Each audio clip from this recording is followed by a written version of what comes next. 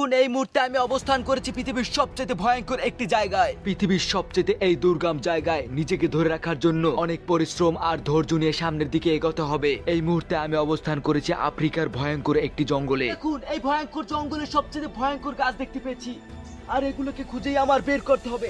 দেখতে পাচ্ছেন এই গাছগুলো, এগুলো মারাত্মক হয়ে থাকে। আফ্রিকার